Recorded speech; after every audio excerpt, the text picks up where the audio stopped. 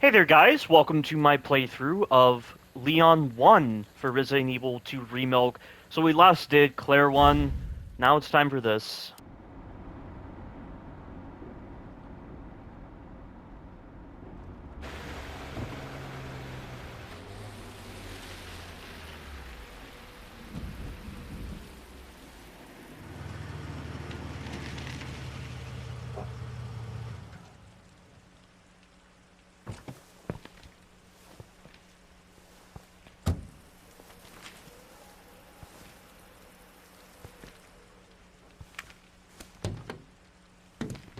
No one's around.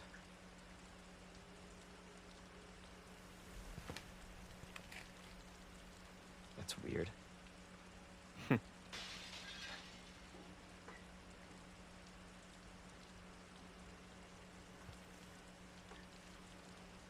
God, I remember how much that reviewer I said hated Leon in Resident Evil 2 Remilk. Hello? Anybody there?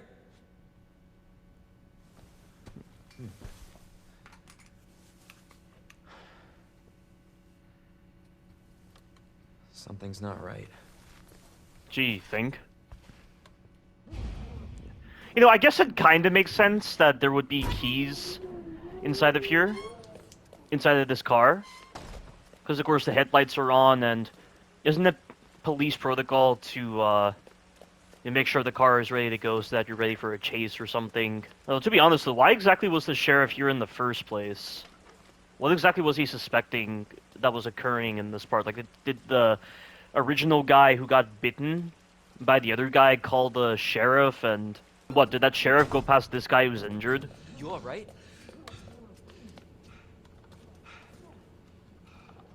Don't move.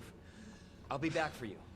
Yeah, that is a little confusing. So, how exactly did this scene play out? Like, this guy got bitten, he called the sheriff, and... What, the sheriff didn't, escort him out or something? I'm just a little confused with how the events played out here in this gas station. Stop moving! Officer, you need help? Stay back, sir. I got this. Hey! Wait now! Help me! Well, even when he says help me, it doesn't sound like he's screaming or anything. He's so calm. Did the actors not understand the context with which these quotes are being applied to? And all he says is, what the F? You know, as a rookie cop, I'd expect you to at least, get in there and try to save him or something. But he just hangs back. Freeze! I'll shoot! Yeah, the writing is just so bizarre in Resident Evil 2 Remilk. What the?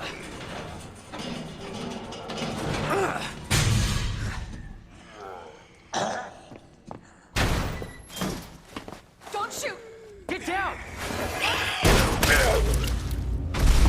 And where'd this guy come from exactly?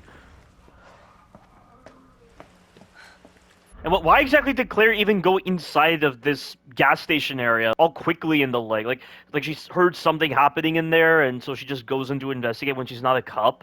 Yeah, she has a gun? I'm just really confused with the screenplay here. It doesn't really make sense. You alright? Yeah, I think so. Thanks. You can thank me later, when we're safe. Holy shit.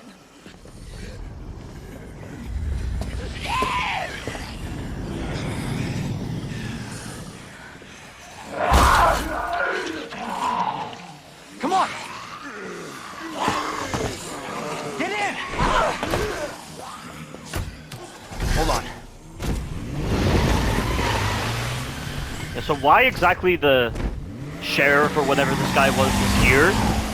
It's unclear, but if he's leaving his keys in the car, then it must mean there was some kind of emergency. I'm assuming that guy who got bitten was the one who called him, but like, the events that played out afterwards when the sheriff got there are a little confusing. This is out of control. This is out of control. I don't know if I buy that kind of line. That just... I don't know if that really fits the context of what's happening. Shit. It's everybody. They've all turned. And yet later on, you're gonna tell Marvin to go to a hospital. Like, you're gonna tell There Marvin, it is.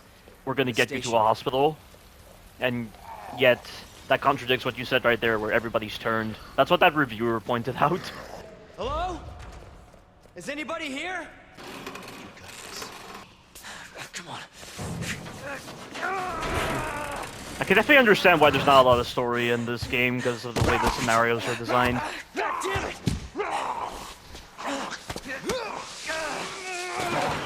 Watch out!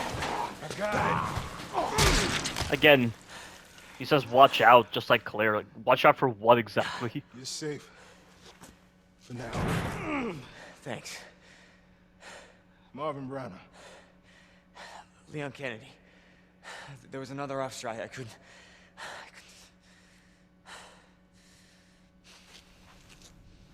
Here. I'm sure you did what you I swear to God, that grunt noise sounded like Matt Mercer's grunt in Resident Evil 6. could, Leon. Does anyone know what started this? Not a clue. But honestly, all you need to know is that this place will eat you alive if you aren't careful. Yeah, well, I was supposed to start last week, and I got a call to stay away. Now, I remember the reviewer said that doesn't make any sense because Irons had cut off all communications from within the city, so they couldn't send a call out. So that's confusing. I mean, I'm not entirely sure how exactly Irons' communication is played out. I believe there is a file that mentions that Irons cut the communications in Resident Evil 2 Remilk. I know in Resident Evil 2 OG that was the case. So how exactly did he get the call? I wish I'd come here sooner. You're here now, Leon. That's all that matters. Okay, Lieutenant? I'm ready. Hopefully you'll be able to find a way out of this station. That officer you met earlier, Elliot. He thought this secret passageway might do the trick. This is good news. We can get you to a hospital. No, I am not the priority here. Lieutenant, I'm not just gonna leave you here. I'm giving you an order, rookie. You save yourself first. I'd come with you, but I'd just slow you down. Now, you'll need this. I can't take him. Stop. And don't make my mistake. If you see one of those things, uniform or not, you do not hesitate. You take it out, or you run. Got it? Yes, sir.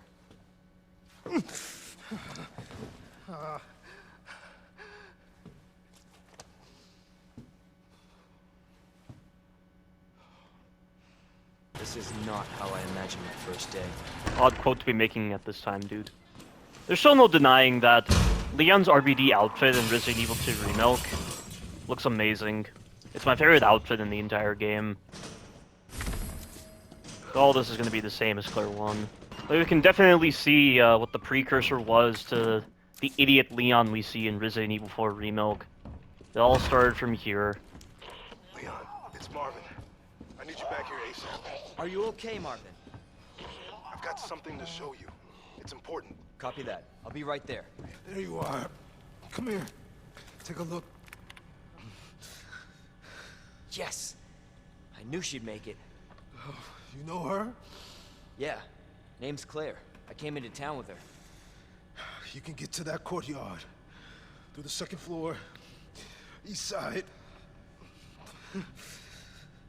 I'm on it. Thanks, Lieutenant. You know, I really don't understand why the original developers of Resident Evil 2 opted for the scenario design that they favored. Right. Yeah, but the passage isn't open yet. Like, if Resident Evil was going to, you know, expand into multiple games, why would they not make a more cohesive storyline in the process? I mean, I know that Claire A, Leon B is the official canon timeline from the original Resident Evil 2, but there are certain moments in certain Resident Evil games and animated films where they showcase events that couldn't... Oh, shit, I made a mistake. I made a big mistake. I put the boards on the wrong window. I need to fix that. That was a mistake on my part. But I remember in Resident Evil Degeneration, there was a scene where Claire had actually seen G1 Birkin herself. But that doesn't make any sense because in Claire A, Claire never encountered G1 Birkin. She encountered a G adult. But in Resident Evil Degeneration, it shows that she did encounter G1 Birkin at a certain point. So clearly, Claire A, Leon B being the official canon isn't entirely accurate.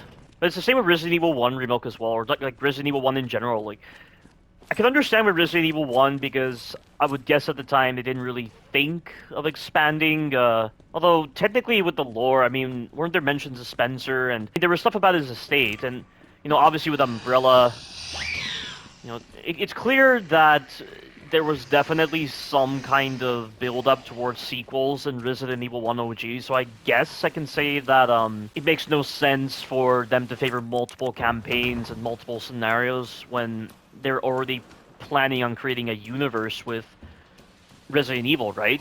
So why would they favor that model? It's odd.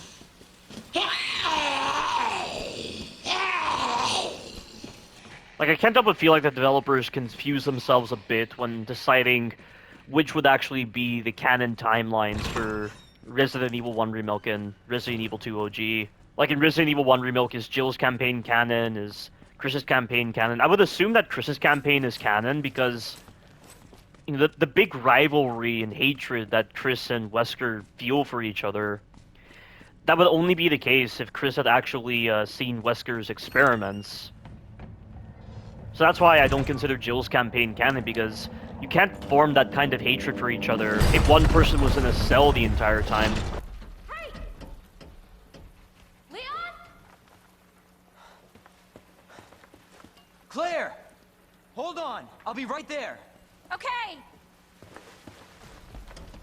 That smile of hers looks very weird. Claire. It's so nice to see you. It's so nice to see you. God, that is so weird. Even just rewatching it, it just feels so fan servicey like that. That helicopter just came out of Yeah. nowhere. I'm in one piece. I'm guessing you don't have a key in one of those fancy pockets? Yeah, another dumb Unfortunately, quote. No. But how are you doing?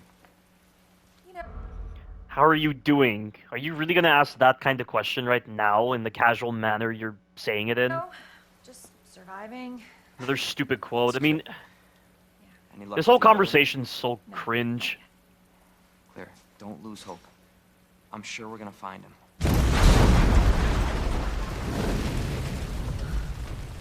Damn it. You know what that means? Yeah. Dinner time. I love how they're talking like they've already seen, like, zombies in years past, but, like, this is their first time encountering zombies, and they're like, yeah, dinner time. Like, they've already realized that they're dealing with zombies and the like. That is so odd. That's why they're saying dinner time and the like. I And think we should go. it doesn't Don't worry make about me, sense. Leon. You take care of yourself. Claire, you need to go. Now. Okay, let's get through this. Both of us. God, the inflections in their voice, the tone of their voice, the demeanor, it doesn't match what is happening right now. The voice acting is just so appalling in Resident Evil 2 Remilk. Marvin, I've got a situation here. Marvin? I'm surrounded by zombies. God. Marvin, do you copy? Marvin! Damn it. How does such mediocrity receive such revel? How could this game have possibly received such universal acclaim? I mean, I appreciate what they attempted to remake. I appreciate the boundaries they tried to expand with this remake, but it's all done so poorly. Like, the concept is interesting, but the execution is so flawed in every possible way. And this kind of problematic developmental process just expanded into Resident Evil 4 Remilk, unfortunately. I know I need that. Once again, no incentive to go for guns whatsoever. Well, it's going to take her ages to get down here, because the zombies move slower on stairs, but sometimes they don't move slow on stairs. Like, they're somehow able to hold their walking animation when on a flat surface and transition it into the stairs, so they're somehow able to move very fast on stairs by doing that transition. It's really odd. Okay, I need to just go further back or something. Because I don't know why last time in Claire 1, this zombie in the ceiling just came out. He's down again. Like, have they fixed that now?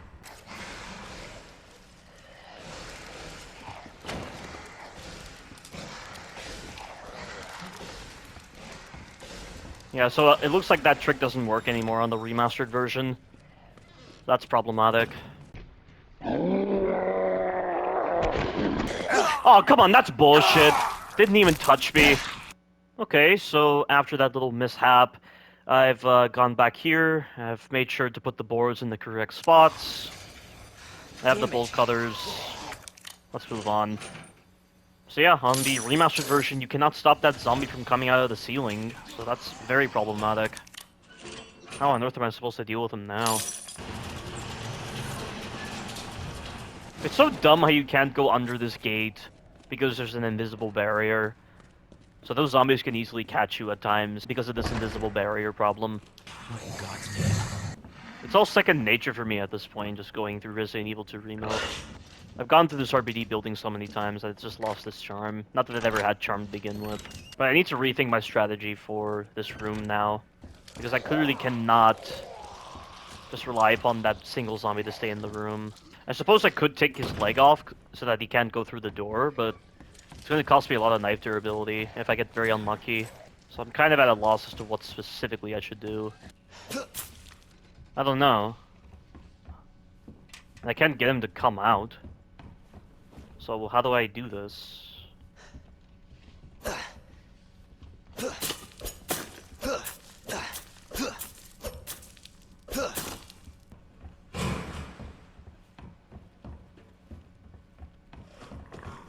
Oh, you gotta be kidding me. Can I do this? Is he able to come into this room over here? Yeah, he can. So I can use that. Except... God damn it. Really? Alright, there we go. Now if I go to 2 doors, he will not come. So I gotta be fast here.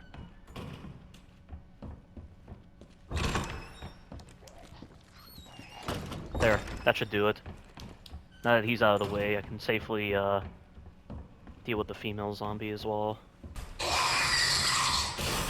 It's nice that that liquor doesn't make you flinch by just lunging into you like that. If that was Resident Evil 4 Remilk, I would have been stunned, and I would have been hit, because... the amount of things I can make Leon flinch is just absurd in Resident Evil 4 Remilk, and I just don't understand how it's possible. It's like they forgot to polish the stun systems involved with Leon, and they just made it the final version. They're just so lazy, and there's a lot of broken scenarios where, that can really be problematic.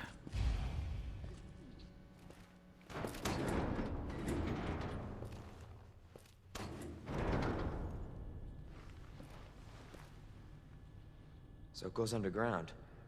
Huh. That's it. That's our way out. Lieutenant Branna! Marvin!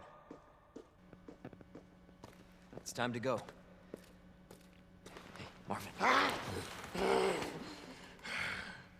We need to get you to a hospital right now. No, save yourself. Come on, I've got you. Go! Look, we can still make it out of here together. You just can... It's too late. You want to give him your gun while you're at it? But I couldn't stop it. Why do you not give Leon your pistol then? You were willing to give Leon your combat knife. If you think your time is done, why don't you give him your pistol? We can't let this thing spread. That doesn't make any sense. It's on you now. Just go.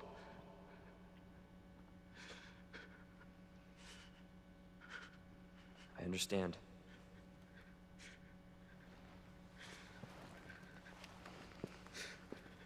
Yeah, once again, what was Leon's plan to get Marvin to the hospital? I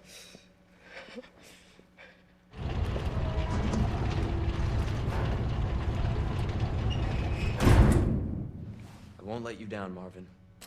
I genuinely do not understand how it's possible to create a remake.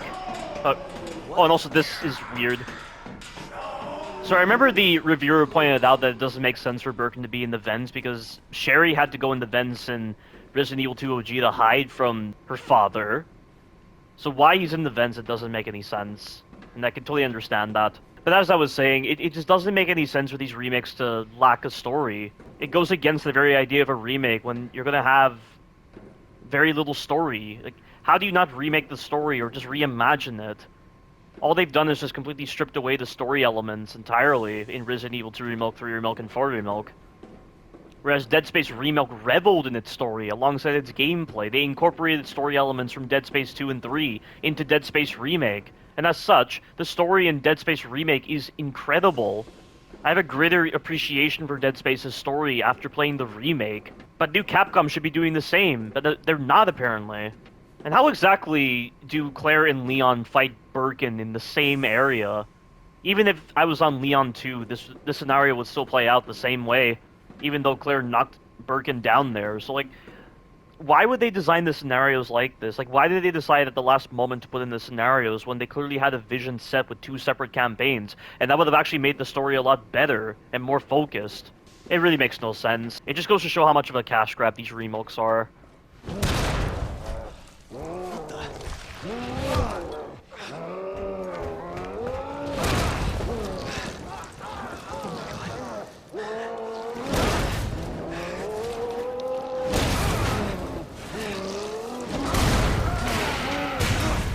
I wonder what Birkin was even doing. Like, why did he not just cave Leon's head in with a pipe? He just bashes him into the floor a couple of times for some reason. Not really something I would envision a BOW doing. Jesus. Shit! That was a mistake. I overextended way too much. And Leon's knifing is not very good.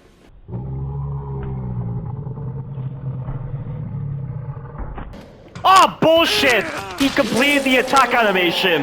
There is no way he grabbed me right there. Shit hitbox right there. That's so bullshit. He completed his attack animation, and yet for some reason the active frame period extended after the animation was done. Words won't work on this thing. No choice. Gotta take it down.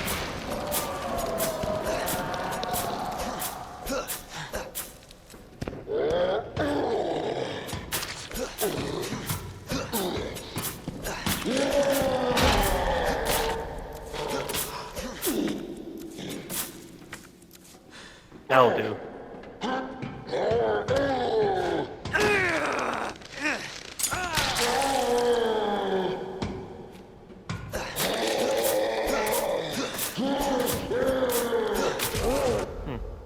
It is also worth noting that that grab escape I did, it does no damage to G1 Birkin, even though you're stabbing him in his weak spot.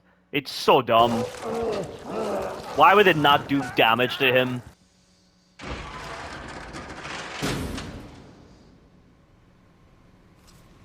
Somebody's watching me. Gee, you think? And I remember the reviewer hated that. You know, in most games, when you have this convenient escape route opened, the characters never comment on it, they just go along with it, and you don't think of it that way. But because Leon acknowledges the ladder opening just conveniently, it forces you to really interpret his quote from a really silly context. Somebody's watching me. Wow. Like, why would Ada even be here? Why would she drop that ladder for him, exactly? That's really confusing if he's saying, somebody's watching me. And it's odd because we know that Ada didn't exactly come from this ladder right over here. I honestly question if the developers played their own game when designing the screenplay and the writing. Because it really doesn't feel like it. Damn. Need a key card.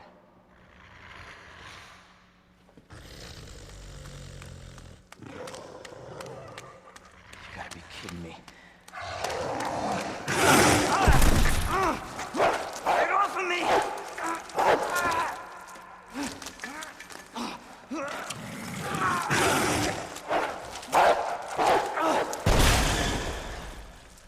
Hey,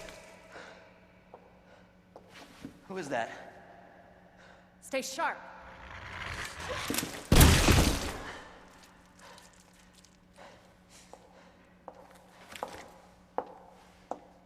Lower it. FBI. At least she's a better voice actress compared to whoever the hell they hired for Resident Evil 4 Remake with Lily Gao. But also, I remember the reviewer hated the way Ada was done. I also hate the way Ada was done, but her reasons were a lot more expansive. Sorry. Thank you. For your help. So stupid, those kind of moments in shows and movies where you have characters talking and then an enemy is rising and then they just casually shoot and they continue their conversation. It's so unnatural and inorganic. Surprised you made it this far. FBI, huh? What's going on here? Surprised you made it this far. I mean, in what context do you mean exactly? I'm surprised she would say that to someone she's just meeting for the first time. Sorry. Especially since she wasn't even in Raccoon City at the time of the incident, right? At least that's how it's portrayed in the remake. And also, she actually knows where the lab is. She knows where to access it. She knows about the net. She knows about the G virus already. Whereas in Resident Evil 2 OG, it wasn't exactly like that, I believe. I don't know. I don't know if I should believe what that reviewer said about the lore regarding Ada. But if she already knows where the lab is, why would she be coming to the RPD immediately? Shouldn't she already know about the other entrances into the lab? Why is she cutting through the RPD building? It's a little odd. That information's classified. Where are you going? Do yourself a favor. Stop asking questions and get the hell out of here. And Ada's very mean in this remake. Leon's also the same as well. And I remember the reviewer saying that everyone Leon meets, he always meets Gunn first, and the only difference is just with Marvin because he's a uniformed officer. It's like the writers only view Leon as just a cop, and so he has to do cop things. So he's only respectful to cops, but he's not respectful to anybody else.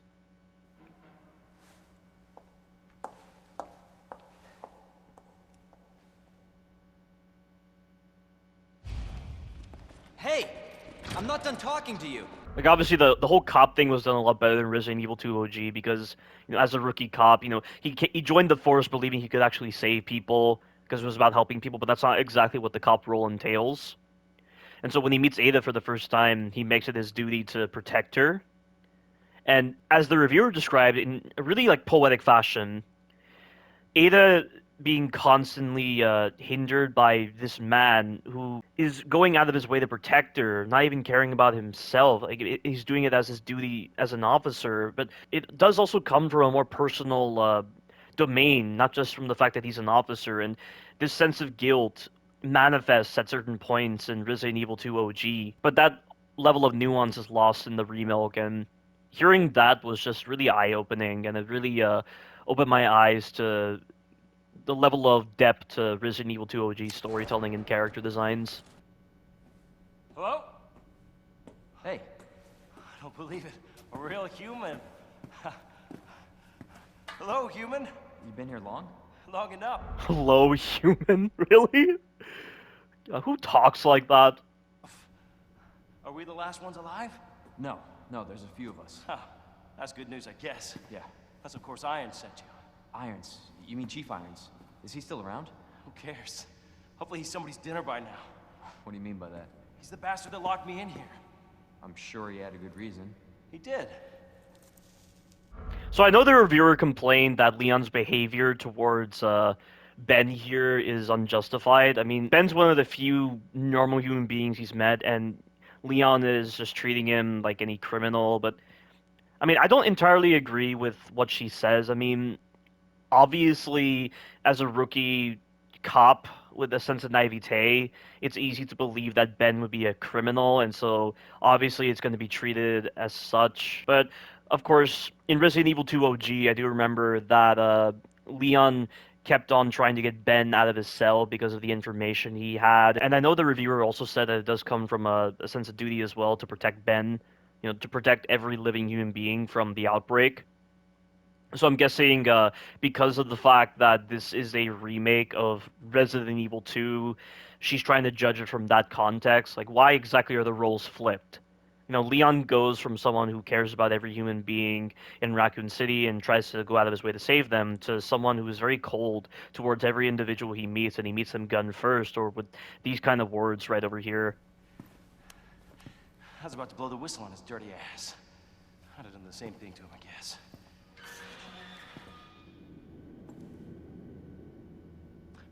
Hey, I'll make you a deal. Unlock this cell and I'll give you this.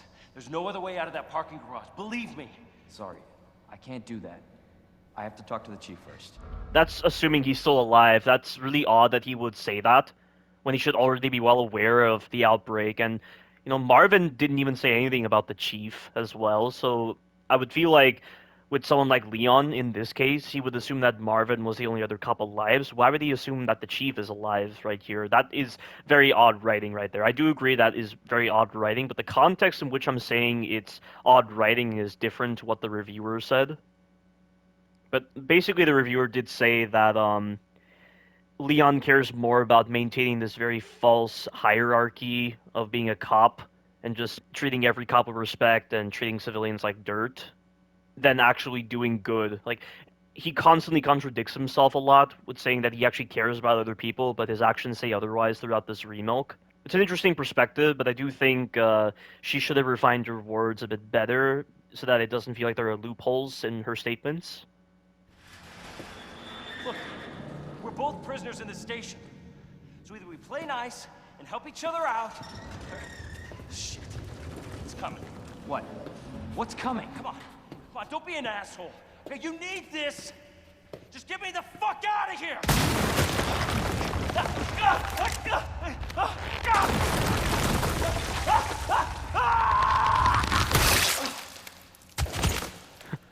And I remember the reviewer complained that the developer seemed to hate Ben for some reason. Like, Ben had a lot of depth, but now he's just gone. And that's just the problem with Chief Irons as well. I mean, Chief Irons and Ben were both minor characters in Resident Evil 2 OG, but the reviewer gave the perspective of it's like these developers remembered very briefly through a very simple perspective how Resident Evil 2 OG was designed based on what they played like many, many years ago. And so they thought, oh, Annette loves science, Claire loves Sherry, Leon prefers being a cop and being cold to everyone, Ada is a spy, Ben and Irons, who cares about them? They're just minor characters, and so they don't serve a purpose here. And it's very interesting that she voiced that, because it really does feel like a complete misunderstanding of the depth involved with Resident Evil 2 OG's characters, and it's like they're going based off of memory rather than actually playing Resident Evil 2 OG thoroughly, and then making this remake. So that I can definitely agree with that reviewer. Oh my god.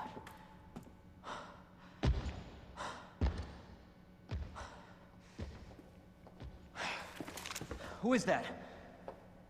It's just me. Wow, and they've immediately gone back to like the comical duo of just, being mean to each other. So you can put that thing away. I don't even know what happened. It just happened so quick. And I know that reviewer said with that line, it's almost like Leon is trying to say, oh, it wasn't my fault to an FBI agent because, of course, of how much he respects the hierarchy. But is that really what's going to go through an FBI agent's head at the moment in time right now? I mean, it's in the middle of an outbreak, and yet Leon's delivery of his lines don't really match the context of an outbreak. That's not really what a person would say in the middle of an outbreak. I told you to get out of here. You wouldn't want to end up like Ben, would you? You knew him? And they're just like casually dismissing Ben and just, being all sarcastic with each other and all witty, while so being mean to each other, while Ben's corpse is right there.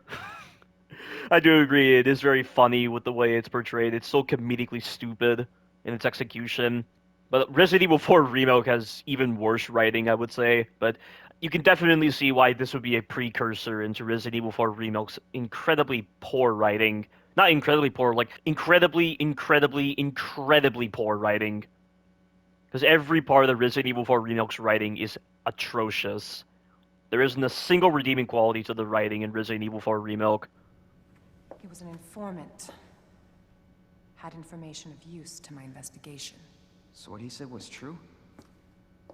Well, that's not entirely accurate because Ada already knows where the lab is already. And she knows about Annette anyway. So this statement is contradictory, but I'm guessing she's playing a ruse on Leon right now. You know, to play the part of being an FBI agent. Hey, you can't keep walking away from me. And I remember the reviewer hated that. You know, Leon just, like, very violently tries to grab her like that. It just looked really I silly don't to even her. know your name. I'm Leon Kennedy. Find a way out, Leon. Before it's too late. Then we'll talk. Name's Ada.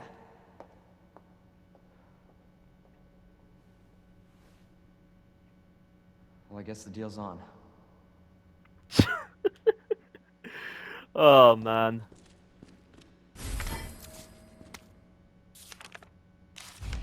That's nothing important. It's pretty dumb how you can't kill the zombies before the lockdown is released. I don't think killing the dogs right now does anything. I think it prevents one dog spawn, but that's it. What's the code again? That.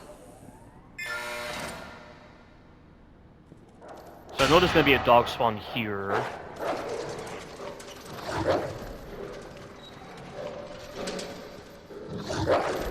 That was close.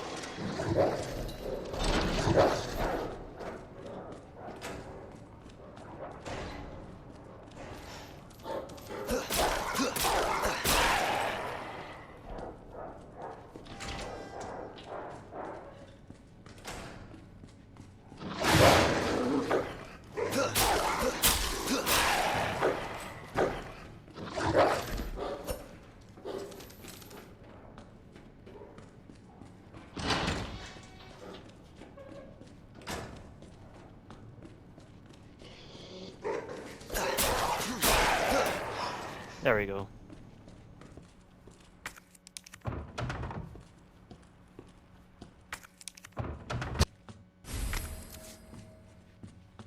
Okay, let me make a save here.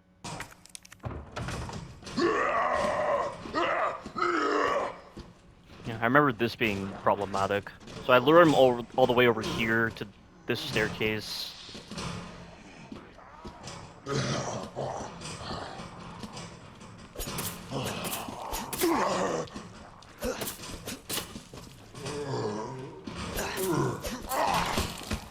There we go, got him.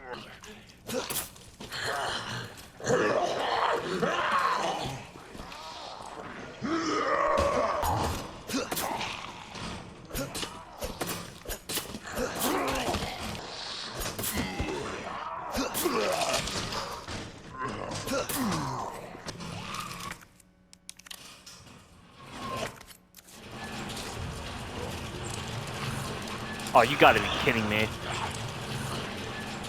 Okay. So I need to remember what to do again.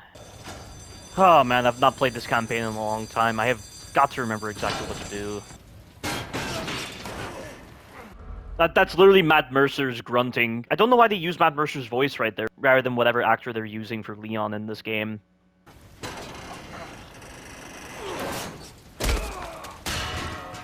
Yeah, again, that's Matt Mercer from Resident Evil 6. That is so odd. It's always confused me. Okay, now this part is very annoying. I know there's a key inside of here that I need.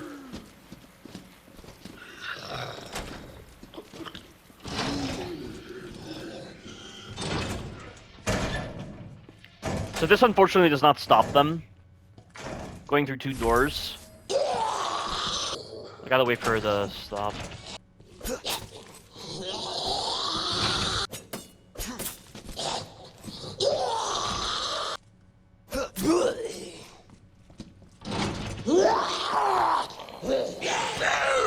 That was very close. Yeah, that's one of the worst parts of Leon's campaign compared to Claire's. Claire's is a lot better. I still can't believe people like Mr. X and Resident Evil 2 Remilk. He's one of the worst AI systems ever made because of how bullshit he can be and how omniscient he can be at times. Okay, so I go through here.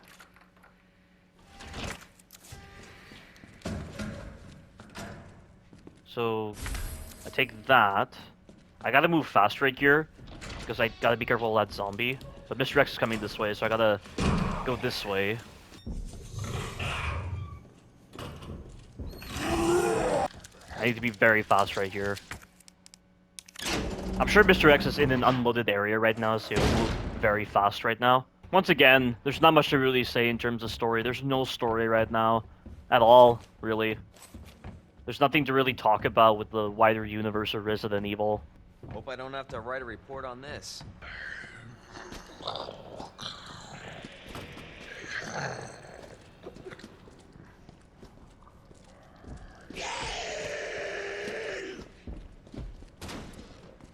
Okay, so I need to walk right here because the two zombies in this next room coming up can hear me through the wall.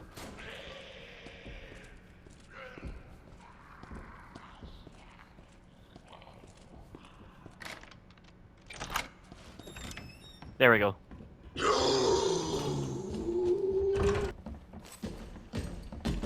Oh, mother... Why is he... I don't understand. See what I mean when I say it doesn't feel random. It really feels like he's an omniscient AI. It's so bullshit. Like, there's no way you can call that a random occurrence. It really feels like he's omniscient. Like, he knows exactly where you're going.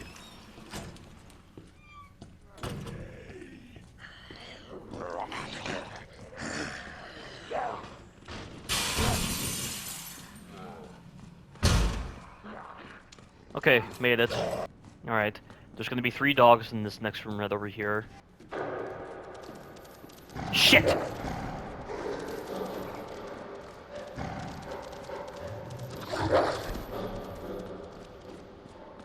God, Leon, you move so slowly. But Resident Evil 4 Remilk Leon is way slower. I'll take this with me just in case, because I feel like this is gonna get very sloppy. Huh?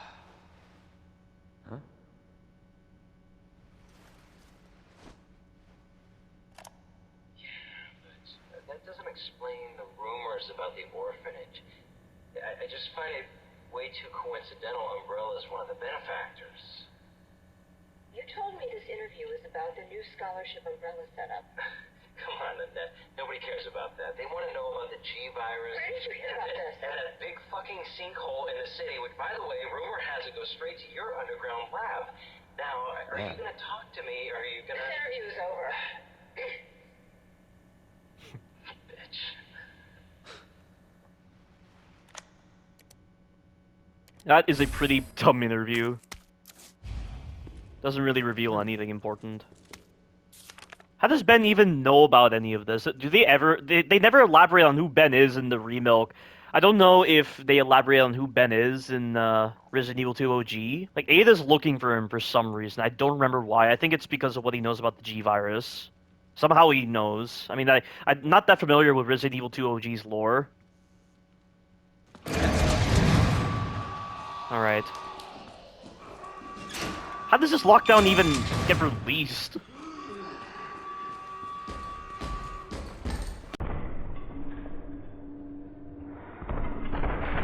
Oh shit! That was a mistake. I tried to stop myself, but unfortunately the movement is so loose.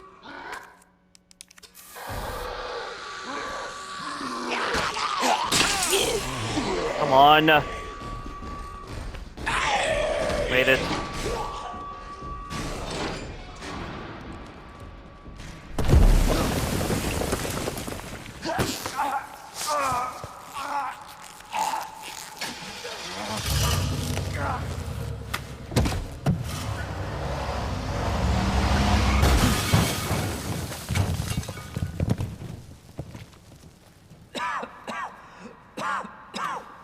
Yeah, it's very interesting, you know, Mr. X coming through and just opting to choke him out. I can't help but feel like they just took that scenario and just put it into Resident Evil 4 Remilk with Mendez. Like, in Resident Evil 4 OG, you would never think that, but in Resident Evil 4 Remilk, Mendez is about to choke Leon out, and then Ada saves him, and then, for some reason, in separate ways, Remilk, Mendez grabs Ada by the throat, and rather than choke her out, like he tried to do with Leon, he throws her away for some stupid reason.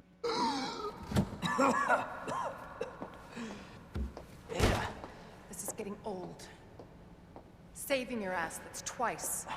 So that line right there is meant to be an homage to Ada saying, "That's twice I owe you," from Resident Evil 2 OG, but for some reason they flipped the context around. Like in Resident Evil 2 OG, she said, "That's twice I owe you," from the context of thanks.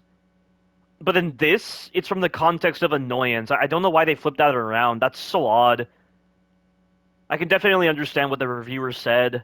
How it really feels like the developers of this Remilk are just trying to showcase their hatred towards Resident Evil 2 OG through subtlety. I didn't realize you were keeping score. Look, this isn't a game. Nothing dies down here. Oh, now you have to joke about this right now? Like, in a different type of context, I would have accepted that, Ada, but here, it doesn't work at all.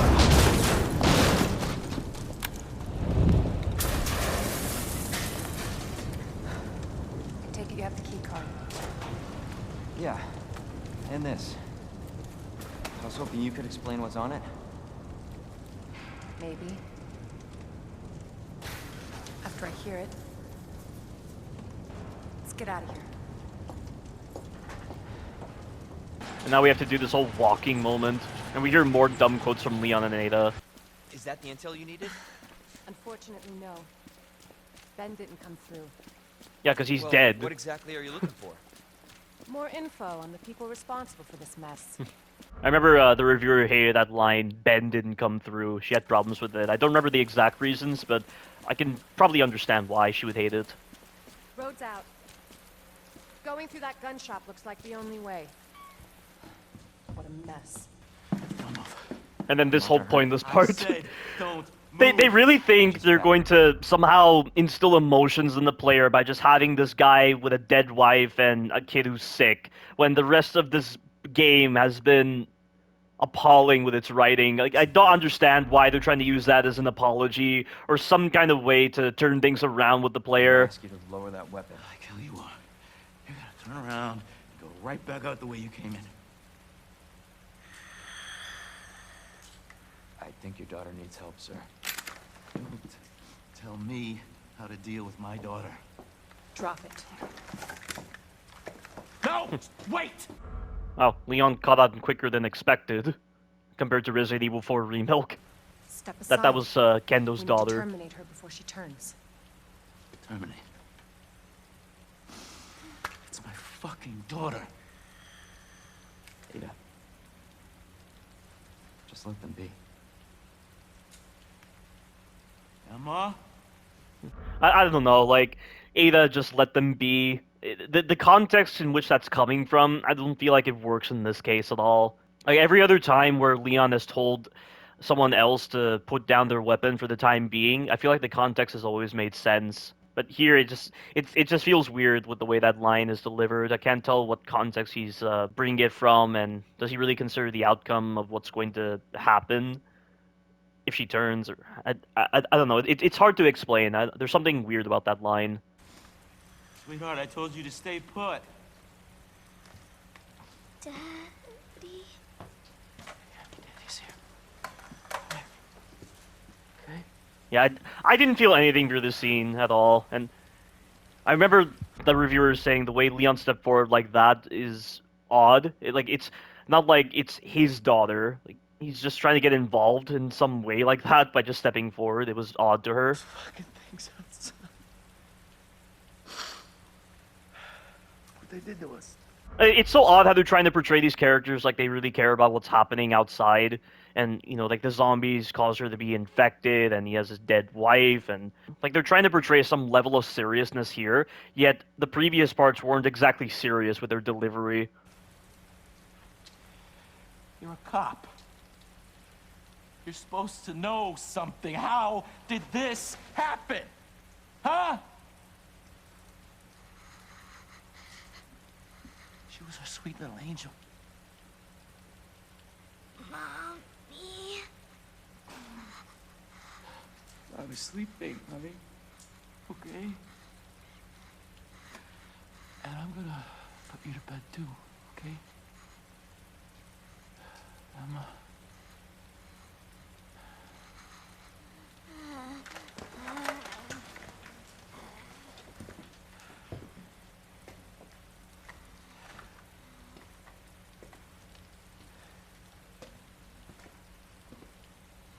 Just go. Just give us some privacy.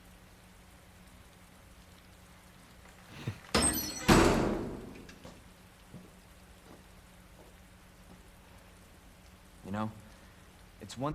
I'm amazed she didn't even turn already. Like, the guy at that gas station turned very quickly after being bitten. Why not her? thing to keep the truth from me. But why him? And she had a problem with that line, I remember. I don't remember her exact reason. Like, why involve Kendo in this? Like, that's... It had something to do with that.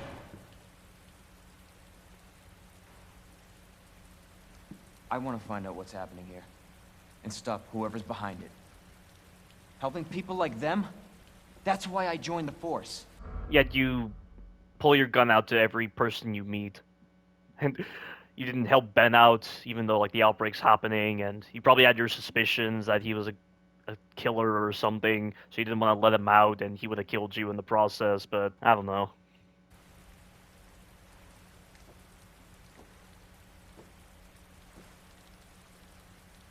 My mission is to take down Umbrella's entire operation. We may not make it out. So I remember the reviewer had a problem with that line. Like, why is she saying it's her mission to take down Umbrella? Why is that her cover story? So Ada's cover story is that she's trying to take down Umbrella as an FBI agent. So that is pretty much a dead giveaway that she's a spy. So why would she be making that her cover story? Whatever it takes to save this city. Count me in. Heard of the Umbrella Corporation? They're a pharmaceutical company secretly making bioweapons. BOWs. They have a virus. It turns people into indestructible monsters. I hate the way that sounds. They have a virus that turns people into indestructible monsters. It just sounds very childish. Indestructible monsters. It just feels like the kind of thing a layman would say. And, like, he's an officer, for crying out loud, and, you know, he's dealt with Birkin and zombies. And he's an adult, for crying out loud. I mean, it just sounds very odd when, you know, they just say indestructible monster. Like, someone like Ada would not be using that kind of terminology, I would say. That explains the horrible things I've seen. So that line, a lot of people hate. I don't know the exact reason why people hate that explains the horrible things I've seen. I don't know if it's just the delivery of the line, because I'm guessing people think it just seems kind of odd the way he says it. Like, it really indicates that these actors were in two separate rooms at two separate times when they were recording the line, so it doesn't really feel organic with its delivery in the context of this conversation. Or is it that it underdelivers Leon?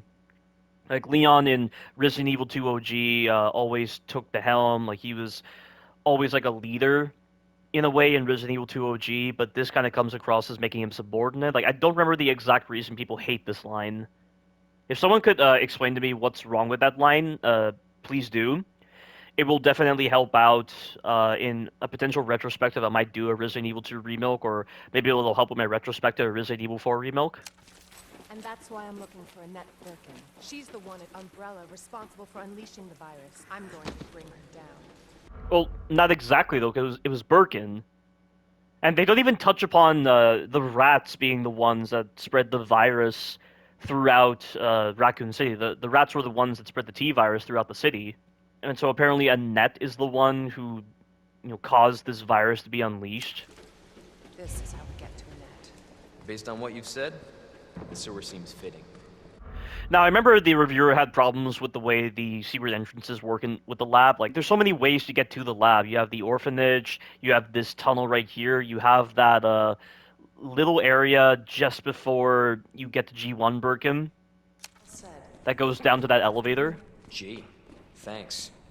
And they're still being mean to each other. Can't imagine a real scientist being down here. According to HQ, this leads right into Umbrella's secret facility. Come on. Sewers are run by the city. How could they have a facility without the authorities knowing? You'd be amazed at how much power pharmaceutical companies have over the country, dude. It's the same case in our world. I mean, there are a lot of powerful corporations out there, but I've heard that pharmaceutical companies are incredibly strong with the way they change the flow of funding and and priorities. It's hard to explain. I'm not that familiar with the kind of power the pharmaceutical companies have. I'd have to explore this in further detail, but I didn't even know pharmaceutical companies could have this much power in the Welcome to real world. corporate America. Umbrella's controlled Raccoon City for years. It sucks that they don't really mention the American government being involved in the production of BOWs. I can't help but feel like the whole welcome to corporate America thing is just their way of explaining that the American government was involved with the production of BOWs alongside Umbrella. I don't know why the dialogue is so simplified like this throughout Resident Evil 2 Remilk. And with the other remakes as well. Jesus! That an earthquake?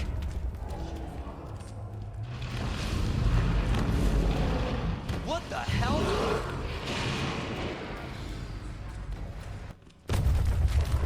Again? No chance. You're stuck with me to the end. I question how exactly Ada got over to Leon. I remember the reviewer mocking the scene, like he just drops down and Ada should have been like, no, what are you doing going down there? There's a better way to go. Why'd you have to drop down in sewage, dude? Yeah, how did she find another route? That's really confusing. How did this gator get all the way here, exactly? You sure this is the right way? Unfortunately, Wait there.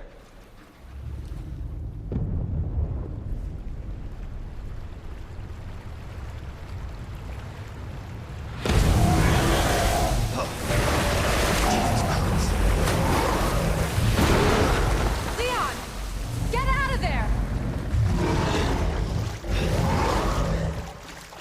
So you hug the left side, I believe. Yeah. Holy shit!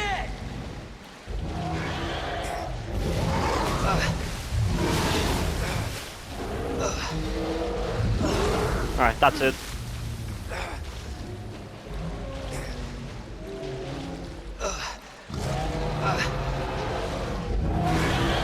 Alright, I need this grenade.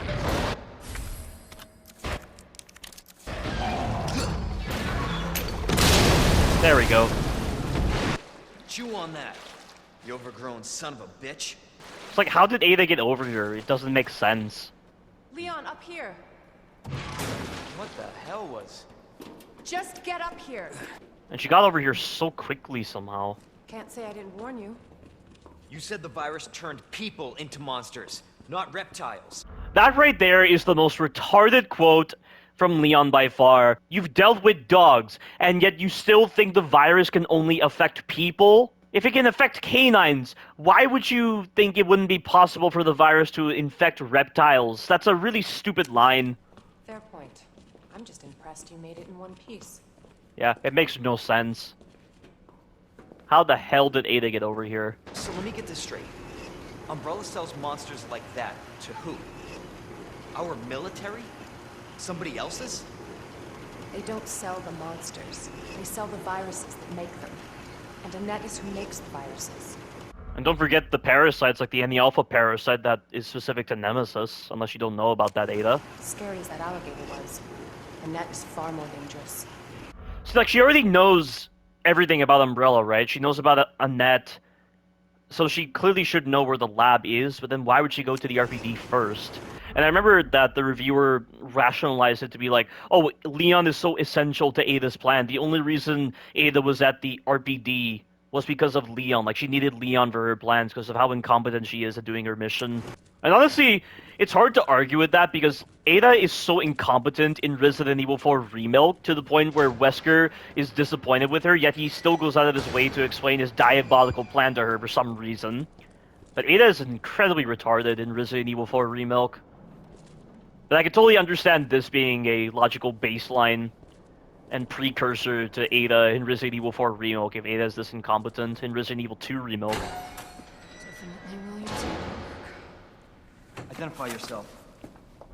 Now, I know the reviewer had a problem with this scene, where, you know, after seeing yet another human being, Leon is just pulling his gun out, but the thing is, who else would be down here exactly? I feel like it would make a lot of sense for Leon to assume that she's a threat because obviously this is a secret part of the sewers, right?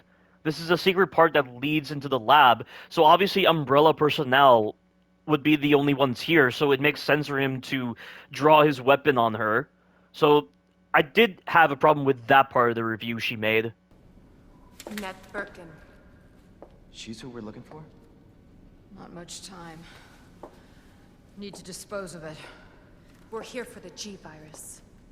Yeah, she just reveals that they're here for the G-Virus, rather than maintain their cover. Like, in Resident Evil 2 OG, Annette was aware that spies were after the G-Virus, but she didn't know that Ada was the spy.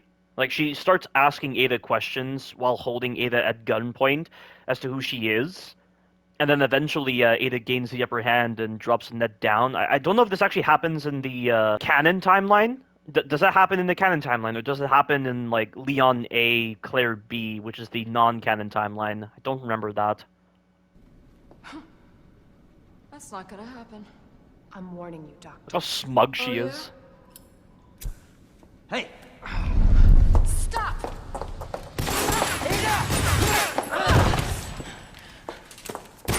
You'll never get the G-Virus!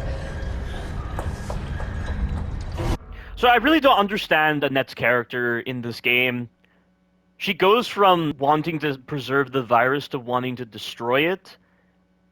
Like, why'd she make it in the first place then? Like, because I remember in Claire's campaign, she says, I couldn't let my daughter grow up in a world where the G-Virus was around. But then why was she making it in the first place? Like, Annette's character is so haphazardly put together. Her motivations change constantly. So it's like, who the hell is Annette Birkin? And I asked the same question about Ada in Resident Evil 4 Remilk. Who the hell is Ada? So I can definitely tell the same writers who handled Annette Birkin handled the characters in Resident Evil 4 Remilk. It's just really confusing. Scientist? Leon. That's a dumb quote. Didn't expect that from a scientist. Forget about me. Just go. Stop her before she gets away.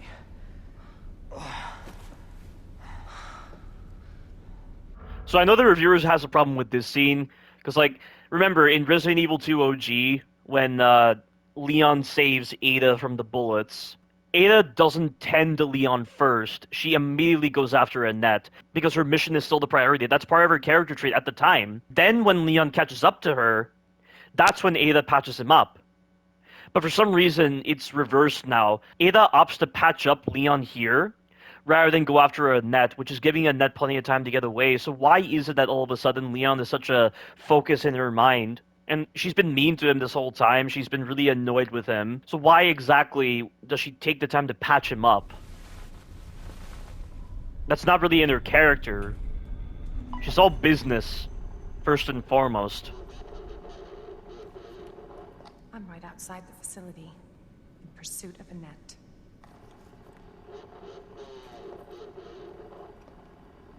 If it's not on her, it must be in the nest. So dumb that you can't hear anyone on the radio. They're just, like, mumbling stuff, and Ada's just casually going along. Like, I can't really understand why they would design it like that with the conversation.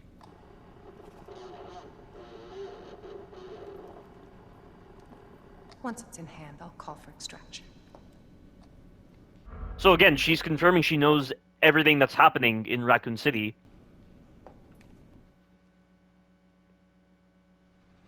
You can run, Annette, but you can't hide. Except she did run away, because you patched up Leon rather than go after her.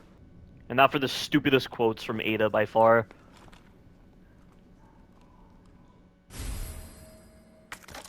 It's secret weapon time. That quote is so cringe. That is such a cringe quote.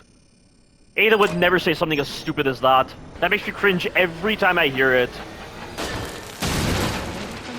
Same with this quote. These are the two worst quotes from Ada. It's so cringe and so cheesy for all the wrong reasons. Seems odd that the EMF visualizer works on this kind of technology from 1998, because technology wasn't that advanced in 1998. But I guess it's Umbrella's technology, so there's a difference there. But it's old sewer technology. Got you now. always been good at running. Yeah, but that quote doesn't make any sense. Always been good at running in that. It's not like they know each other. She's been down here this whole time. Like, it really comes across like some kind of rivalry between Ada and Annette, but it doesn't really make sense.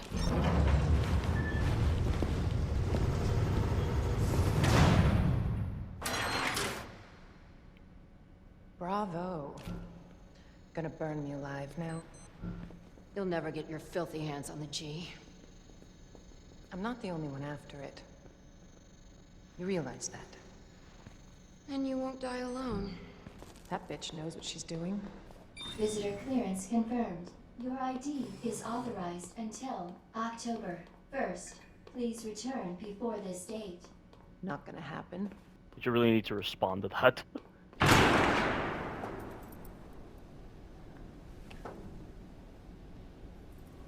Enough with this cat and mouse game. The game is over. You lost. Tell me, is your husband still alive? Or did you kill him so you could take credit for G? Interesting theory. You don't cooperate. I'll get a sample from the nest. Over my dead body.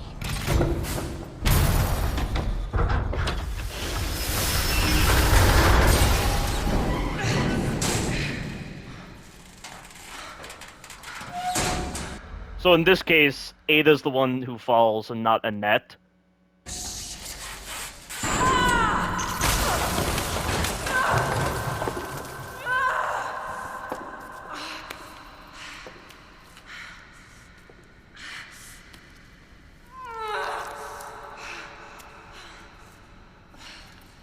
Where's Leon? Oh wow, and that kind of line, almost like Leon was always a part of Ada's plans. So that's why she went to the RPD, to get Leon's help for her mission, because she can't do it alone. Like, she should be able to handle this on her own, but apparently not.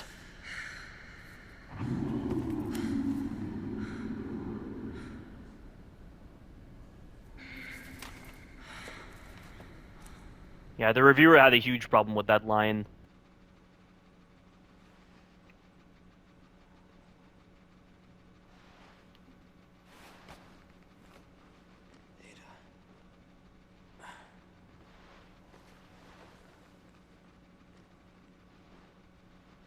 Ada? Damn it. Ada? Where are you?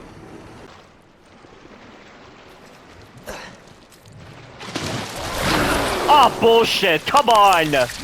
Also, one thing that's really bullshit about the G adults is even when you use a defense item, you can't run past them. They immediately grab you. Because they recover so fast from the animation.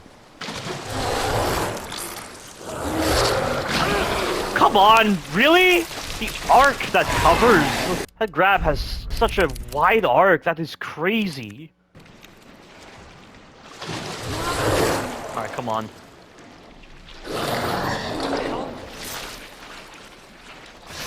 That did it. Cable car. Interesting. So there are no zombies in this room.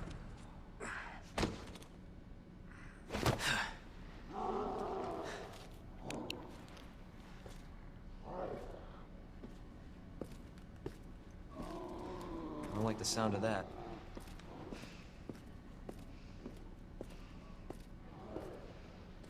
Come on.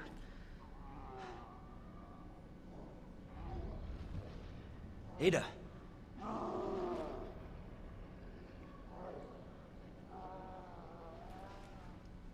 I'm coming, Ada. God dang it. I stopped myself, and he's still continuing to sprint. I don't like that mechanic at all. Like, there are times where for some reason the characters still sprint a bit, even when you release the left analog stick.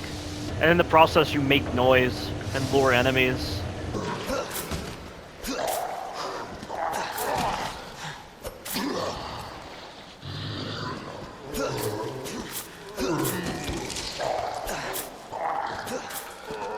This limb discernment system is really screwing me right now. There we go. Like, you see how random it is? It's just so dumb. Whoa, so much range. No, you idiot! The fucking auto mantle system every time.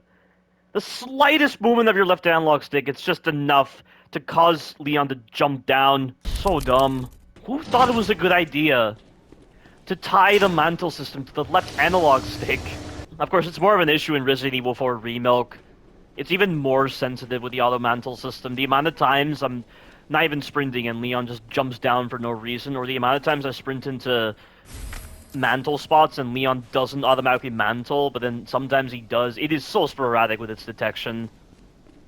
And it gets me screwed all the time in Resident Evil 4 Remilk. And you can't turn it off for some stupid reason. Yeah, another example of New Capcom being the most retarded development team ever. I can't tell you how boring the zombie designs are in this game. They don't even look scary, they just look like they're sleeping. And they're lazy.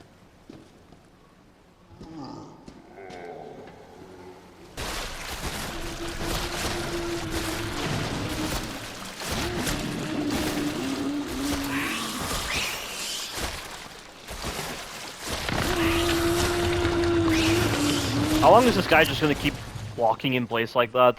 Why doesn't he just go back in the water? This entire game, it just feels so unfinished. But of course, not to the same degree as Resident Evil 4 Remilk, of course. That's the most unfinished pre-alpha I've ever played by far. This... It's not an... Can you even say it's an alpha? Honestly. I don't know what to call this type of experience. Can you call it a game? Can you call it an alpha? Can you call it a pre-alpha? I don't know. That did it. I have to reiterate it again. It's a definite cash grab of a Remilk. For sure. I don't really feel any substance. I don't feel any soul. It's just such contrived, tiresome gameplay. Okay, almost there, Ada. Alright guys, we're back, and I decided to take a break because I was just really bored and really fatigued with this stupid game. This is how little this game means to me when its entire gameplay is so hollow, and I was really getting sick of it. But now that I've taken my break and come back, we can at least finish this off.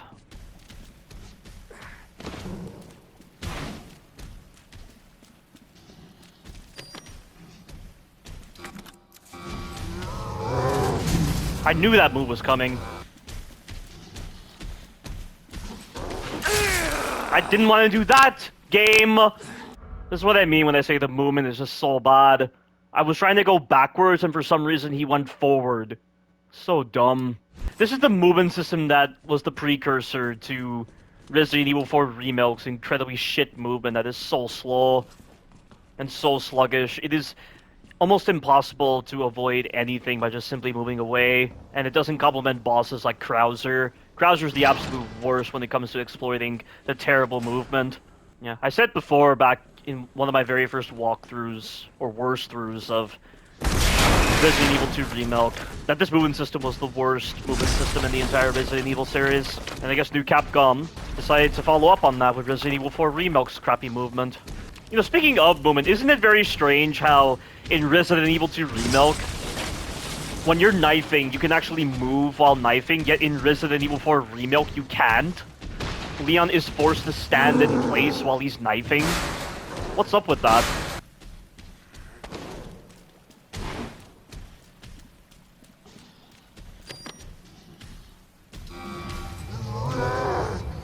Ah, god damn it. This is why you need to make sure that he melees before he drops down, because you have plenty of time to hit the switch.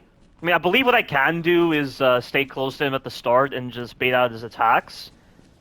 Because I remember seeing a really stupid video on knifing him, that they got him to do a very specific combo after he broke down the door. And it didn't even drop down, they just kept on knifing him with the infinite combat knife. Yeah, see, he would do this move. So he actually does the 5-hit combo very early. But I should have time. I gotta be very fast right here.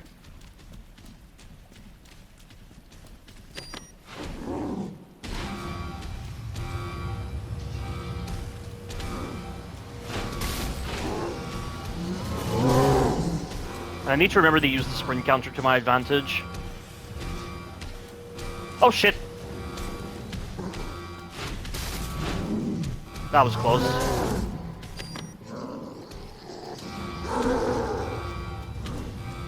Here comes the really fair attack. Sometimes when you run past that, he doesn't do the attack, he instead turns around. It's very rare, but it can happen.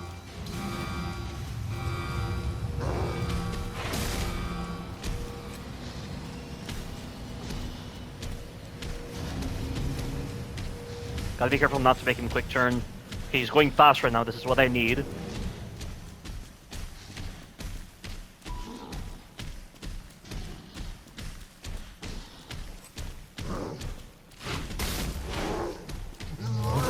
Oh!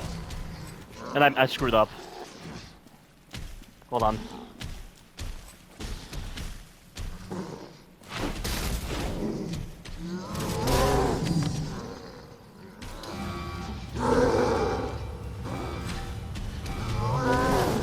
I had trouble sprinting just then.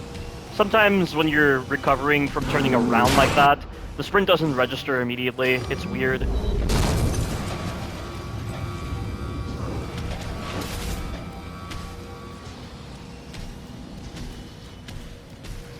Come on. Now it's important I get him over here because he's gonna have access to his 5-hit combo in this phase. Come on, come on.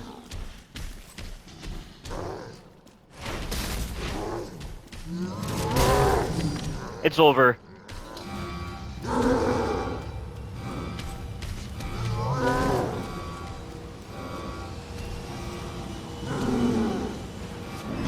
Yeah, it can be done. You just gotta make sure that you position yourself correctly. I can't forget this. Let's hope that's the last of them. So you know, I said before it was very awkward trying to do that. Like, it's not well designed doing it that way, but it's not entirely true, but it's 50-50. Let's just call it that.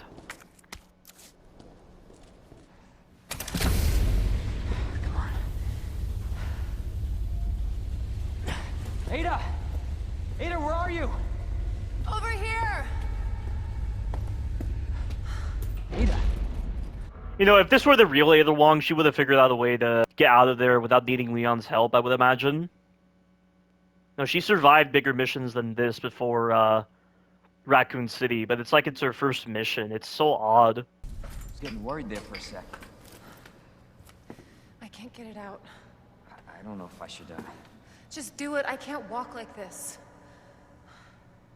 Okay. It's gonna hurt.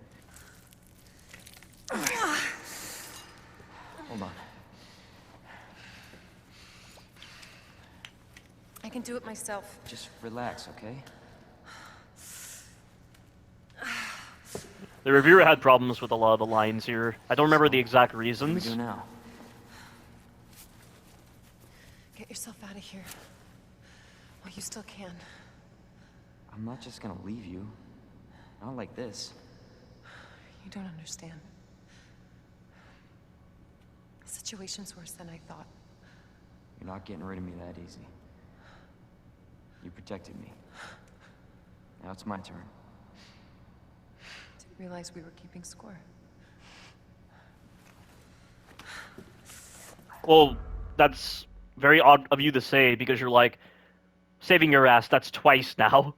And now you're saying didn't realize we were keeping score, when you're the one who encouraged it in the first place. Grab my shoulder. Very odd for you to say that. Shit, rookie. And I remember the reviewer didn't understand why Leon would offer her his bullet arm shoulder. Maybe if he offered the other shoulder, it would have made a lot more Down sense. out. Watch your step. You want to help? We have to get to the nest. Nest? Umbrella's lab, right beneath us. Net let it slip. That's where the virus samples are. You up for this? I think I could fit it in my schedule. Come on. We got work to do. Yes, ma'am. Yes, ma'am was problematic in that reviewer's mind. I guess only because it sounded really stupid. My wristband's our ticket to ride. Nice. Where'd you get that? Borrowed it. Anyway, we're almost there. Ugh, this damn leg. Let me carry you. No, that'd only make me feel worse. Yeah, they're all flirty with each other when it wasn't really like that in Resident Evil 2 OG. This may be a one-way ride, so be prepared, Leon. For what exactly? It's the same kind of configuration we've been dealing with the entire game with the enemies. You know what I was thinking? I can't wait for the FBI to raid Umbrella headquarters and take those bastards to justice. Yeah, even hearing that quote again, especially when the reviewer didn't like this quote, like, I can definitely agree that just sounds a bit too childish and, like, way too optimistic for a rookie like him. It just seems very odd that he would say that. Or maybe it's not the line that's the problem, it's the way he says it that's the issue. But I could definitely agree it's a bit too childish. I mean, yes, I understand that he's a rookie cop and like he's not very familiar with the real problems with being a cop, but it still sounds pretty silly the way he says it. I agree, but to be clear, you're not working in official capacity. This is a federal case. Once we get the G-Virus, I'm back on my own. Hey, Leon. Trust me? Trust me? Honestly, if I didn't, you'd probably be dead. Right. I thought I might need your help, and I was right. If you can secure the G-Virus, I can make sure what happened in Raccoon City never happens again. Ada, you said it yourself. Except it's not just the G virus, it was the T virus as well. It's a federal case. I don't Leon, have the authority. Look at me. I'm a liability now. If I'm gonna finish this case, you're the last hope I've got. Like, you didn't plan for anything like this beforehand. I mean, again, like that reviewer said, it really feels like a lot of Ada's plan is just framed around Leon for no reason in this remake compared to what it was like in Resident Evil 2 OG. Like, again, it really makes her feel incompetent if she's needing Leon for her mission greatly. I'm not just gonna leave you here. What if you're attacked? What if you need help? And that's just so out of the blue. Like, I don't really understand why they placed the kiss here. There's not enough build-up to this kiss scene, and it's just so odd that she would just kiss him now. Like, it's just very hollow in the end. Be fine. Don't worry about me. I mean, did they only design it that way to allude to Resident Evil 1 Remilk? With Ada seducing John, and so this tactic right here is based on her ability to use seduction to sway the minds of men who like her, and that's how she's able to, you know, continue her mission. Is that the reason they made it like this? Is there a reason why they changed it from Resident Evil 2 OG, where they kiss at the last moment when Ada's dying, compared to here, where the kiss is just there to complement her seductive tactic, and that relates back to Resident Evil 1 Remake with her doing something similar to John. At least that's what I imagine would happen. It's not explained exactly how Ada seduced John, but we know that the password for that computer in the lab in Resident Evil 1 Remake is John and then Ada. So Ada did something to seduce them, but that's literally the only thing I can think of as to why they changed the context for this kiss now, where it was like a genuine kiss before Ada supposedly died, to now being used as a seductive tactic to complement her agent status. But like, they've constantly portrayed Ada as being pretty useless and not exactly knowing what she's doing. And then out of the blue, she just brings up this seductive tactic. Yeah, it just doesn't really work in the end, honestly, because the build up to this moment hasn't been correct. So they clearly did this for fan service to relate back to Resident Evil 1 Remake with the way she seduced John. I gotta see this through. And I want to see you again. I got plenty to live for, trust me. In fact, I do wonder why in Resident Evil 2 Remake they don't bring up John. In Resident Evil 2 OG, when Ada is talking with Ben, she brings up John. She says she's looking for John because that's still part of her cover. And I think she also mentions John to Annette. I believe that's what happened in that one cutscene in Resident Evil 2 OG, at least in the A scenario for Leon, but we know that Leon A, Claire B is not the canon scenario. But like, even then, Claire A, Leon B, you can't say it's the official canon because of the way the Resident Evil media has cited the events of Leon A and Claire B in the official canon as well. So I don't know if you can take elements from Leon A and Claire B and consider it canon, even though the official canon is Claire A, Leon B from Resident Evil 2 OG. Yeah, it's just one of the most confusing points for Resident Evil 2 OG's story, and I'm just amazed that they didn't try to make a more cohesive story in Resident Evil 2 Remilk, and it's honestly a lot more confusing than the way the story is told in Resident Evil 2 OG. Now arriving at Nest.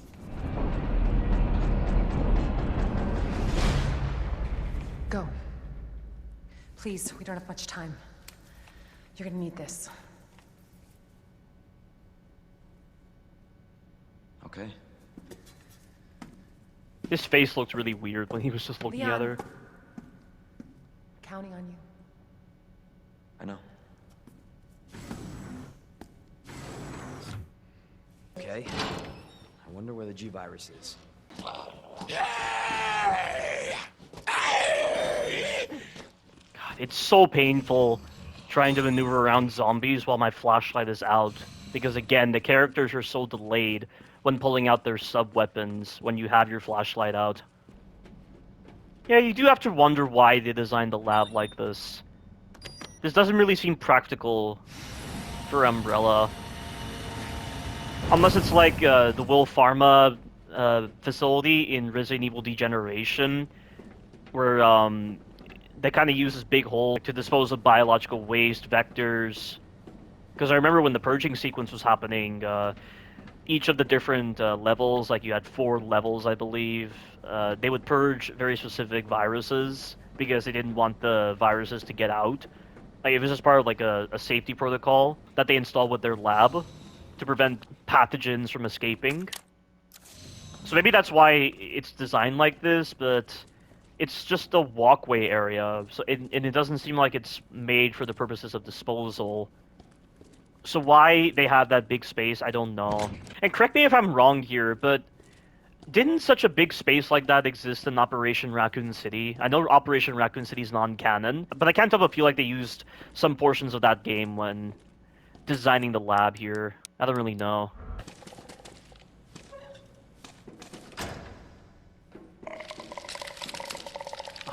Really?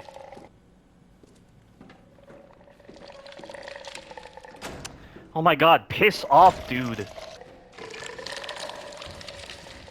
It's like he immediately knows where I am. Alright, this is where I have to make sure I don't make that mistake again. Because if you, like, even though the lickers haven't spawned yet, if you sprint, like, right around here, when they drop down, even when you stop moving, they'll know where you are.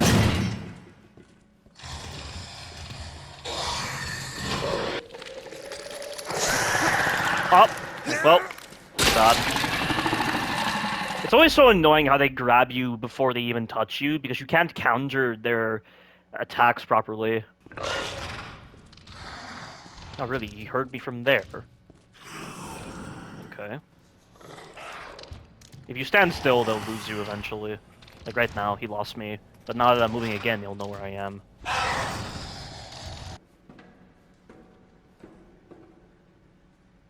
They're very silent.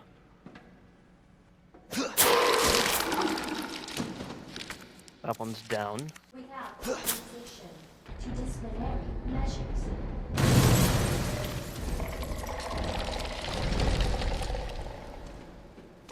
Alright, I made it.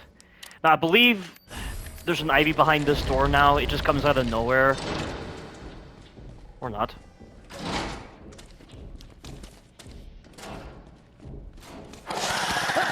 Oh, that was unfortunate. And I can't move. Okay. Made it. Yeah, Mr. X is literally there to keep you moving so that you'll eventually make a mistake. That's the only reason he's there. I just wish there was a better way to lure the ivies away so that when you use the herbicide, they're all in one spot, and so they don't get in the way when you're trying to escape. So, once again, there is nothing to say about the story. It's all just completely bare bones again. Yeah, so right here, it's just unlocked. It doesn't really make any sense, but clearly there is a vial missing, so Claire got here somehow. Except it doesn't play out as such in Claire 2. Right, there's no real cohesive story between Leon 1 and Claire 2 because of the fact that I'm going to be fighting G3 Birkin, and Ned somehow dies in different places. This is just magically unlocked when it doesn't make sense for Claire to be here. What, did that tram somehow go back to where it was? I don't really understand. It's so confusing. You can just tell there are elements of the story that were unfinished. It even says that was easy. Now back to Ada. As if it ties into Claire 2, but it doesn't. Unauthorized removal of a level 4 virus. In fact, right here, Claire should actually be in that room where she left Sherry, because Annette is there. That's when the self-destruct sequence happens, but it doesn't make any sense, because Annette is somehow here when she died in that room.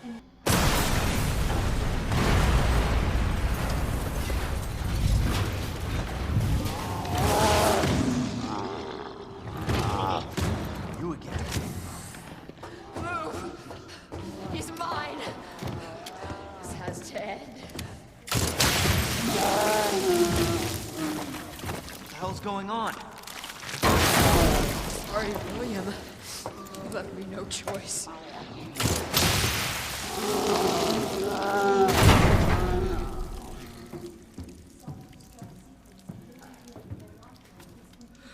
How did she even have 2 acid rounds?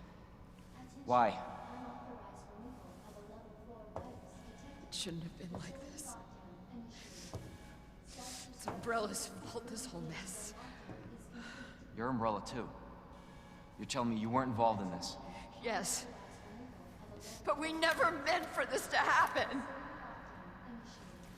Yeah, well then why are you acting so smug with Ada? I'm so confused. Like, the fact that she was acting so smug with Ada, like saying, then you won't die alone, or like she's so paranoid about spies, and like they never meant for this to happen now. Like, I don't understand. Like, Annette's character is just all over the place, because her being smug towards Ada almost implies that they wanted it to be like this, but now she's saying it was never meant to happen like this. I mean, her character is just all over the place. Then tell me everything. Right from the start.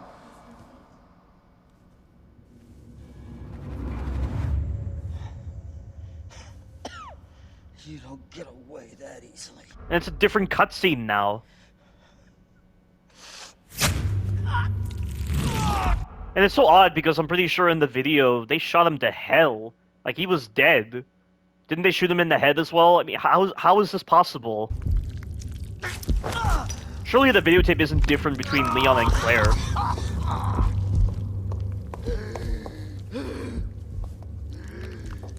Good God, William. What have you done? So you made this monster. We made the G-Virus, but we never intended You can this spin it any way you want. You're still responsible. Yeah, I remember the reviewer had a problem with that line, you can spin it any way you want. I don't remember what she said about that line, but I'm pretty sure it was valid.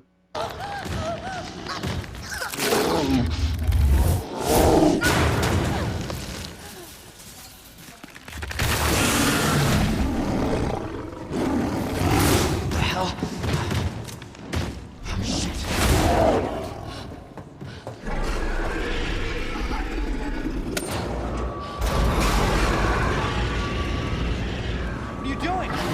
We can't let him get away!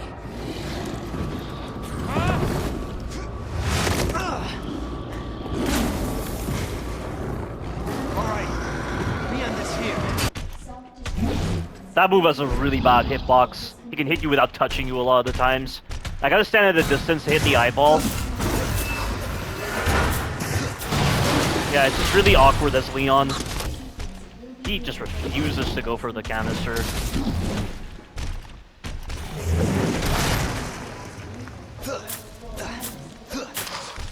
God, I just cannot hit that. Oh! Will you go for the fucking canister, you dumbass? He just refuses to go for the canister. Come on, go for it. Thank you.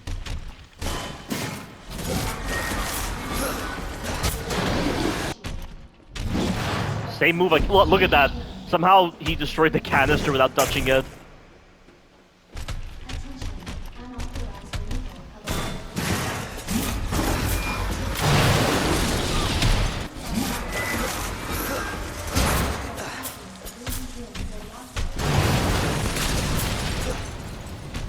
Yeah, it's so awkward trying to hit that eyeball on his back as Leon. I don't know what they were thinking. Oh, come on, really? I'm not gonna make it. Yeah. So stupid. That is a really bad hitbox on it. That shockwave, if you're in front of him, it's awful. Of course. Come on, dude. It's so fucking painful. Waiting for him to go for a canister. I can't fucking hit it. I can't hit that eyeball. Oh my god. This is so dumb. God, you are wasting my time right now, G3 Birkin.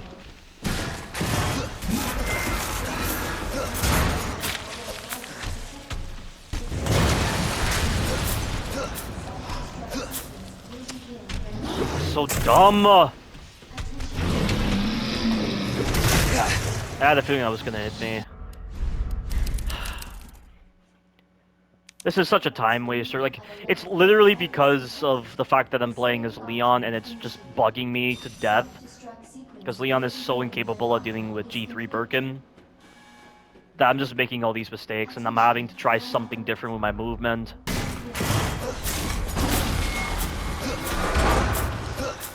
Aim up, you dumbass. This is so dumb.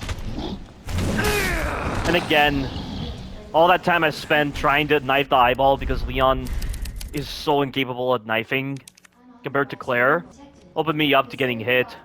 Leon is just the worst character to play as in relation to other characters in the remakes. Like, I can't even get a clear hit on that. It's just... it's so awkward. Okay, what the hell? He somehow completed the attack even though the animation wasn't there. That was so weird. That was really close. Yeah, that is a stupid fight. That's a really stupid fight. G3 Birkin's the worst boss, honestly. Jesus. That looks bad. Feels worse. Believe me. Talk about what you said. I don't know how much I believe. Just tell me you'll destroy that G sample. No, it's evidence. It's going to the FBI. You trust that bitch? What's that supposed to mean? She's not FBI. She's a mercenary. She's gonna sell it. That's rather pejorative in the context of Ada, calling her a mercenary.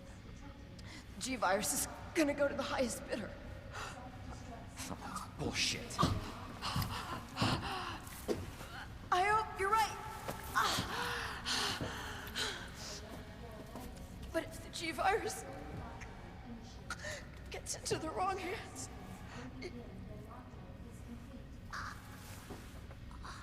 Yeah, she just dies in this spot rather than with Claire and Sherry. It's so odd that they would frame it like this.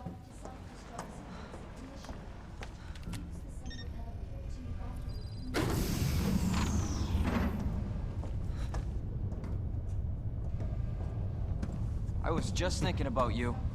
And I remember that like this reviewer had so many problems with this scene. Leon just sauntering out, acting like a badass, and he's like, "Oh, I already knew your plan all along." And it only complements the cold character that he's portrayed as in this game. And with the way the writing is delivered, it's pretty childish in that reviewer's mind, and I agree. That makes two of us. I was getting worried. No, we make a good team. I gotta ask you something. Way's clear. It's just weird the way he's portraying himself, like he already knew her plan at the start, just the way he saunters out like that, all badass and the like. It's weird. It's like just before when he was talking with Annette, he said that was bullshit, and then seconds later he's like, "Hey, I knew your plan all along." Please, tell me you got it. Oh, I got it. Like, at least in Resident Evil 2 OG, there was that sense of confusion when Leon confronted Ada. Like, even though Annette had actually revealed to Leon that Ada was a spy, there was still that sense of confusion, sense of not wanting to believe what Annette said, but here it's just so sudden. Let me verify the G sample and we get the hell out of here. Before we do that, I ran into Annette. She claims you're not FBI. Oh, Leon. Why couldn't you just hand over the sample? Because I realized, as much as I wanted to trust you, I didn't. I really hoped it wouldn't end up like this. So that's all this was. I was just some pawn to you, Look, I'm just doing my job. and I'm doing mine, so drop that damn gun! I'm taking you in. Taking her in where exactly? You don't have the means to take her prisoner or anything, so that's just weird. Hand over the sample, Leon. I don't want to hurt you.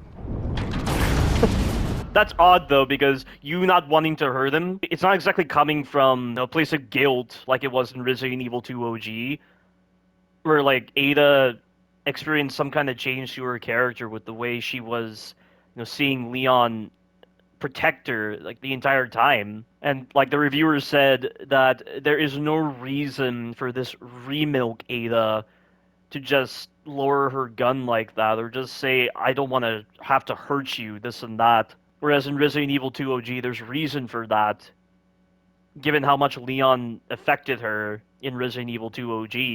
I mean, they've been mean to each other. I mean, clearly Ada was using her seduction to get him to do the job, right? So, yeah.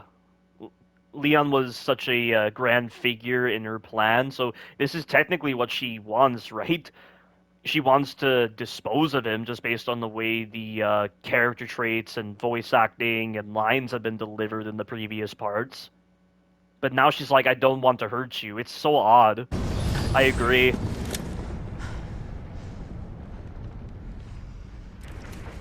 And you shoot me.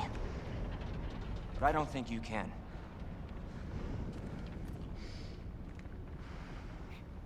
So odd for him to raise his gun and then he's just gonna lower it.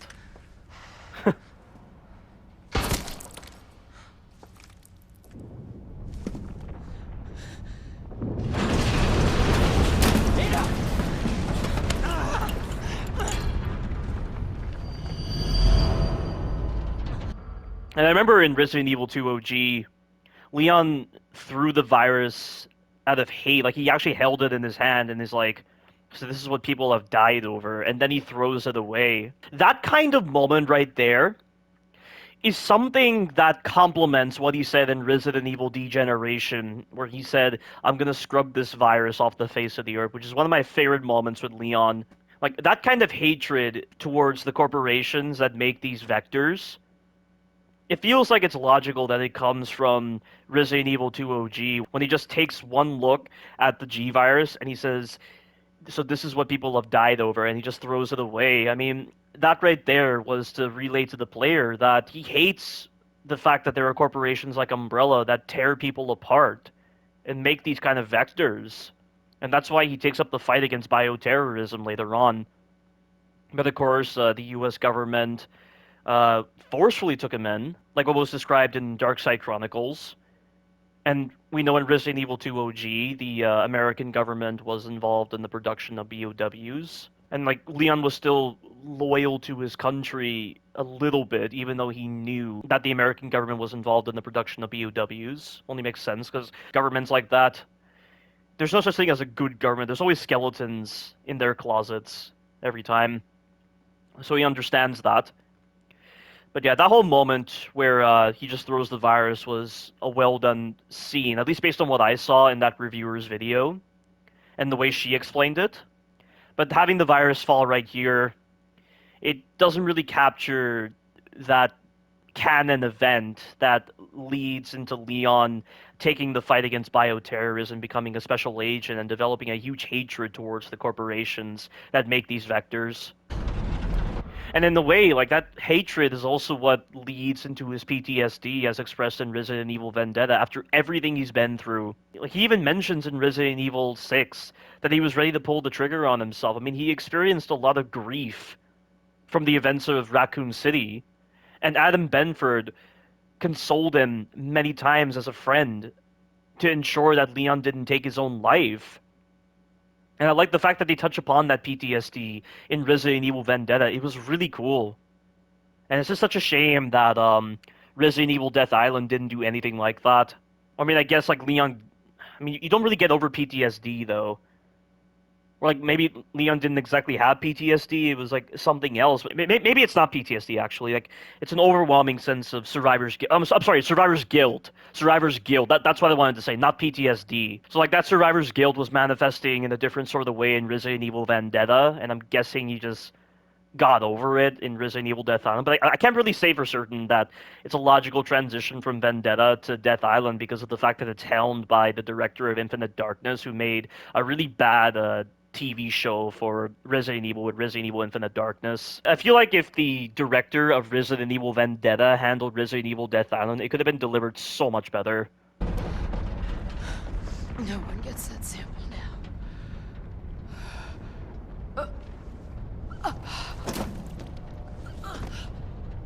But I'm just a little confused because, you know, in that video, Birkin, didn't he have like multiple samples of the G virus? And then they have those G virus tissue samples back in that lab area, and like Ada doesn't seem to get it in this remake for some reason. It's a little confusing. Maybe those tissue samples that we saw could have played into Ada getting a G virus tissue sample to give to Wesker, but they never touch upon that for some reason.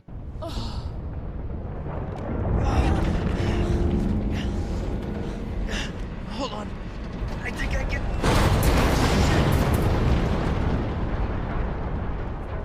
Forget it. Shut up, I've got you.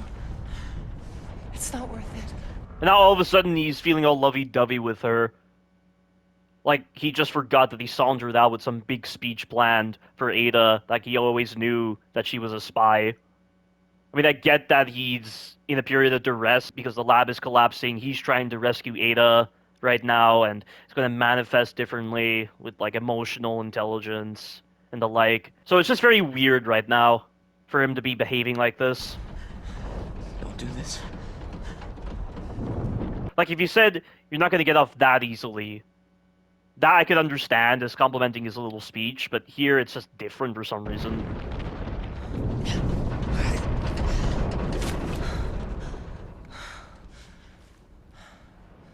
Take care of yourself, Leon.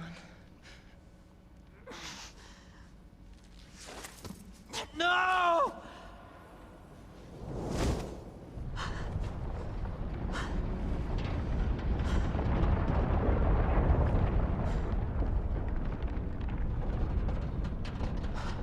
Wow, he's all depressed now. Doesn't really follow logically how he was presented in the previous parts of the cutscene. Unbelievable. Who's that?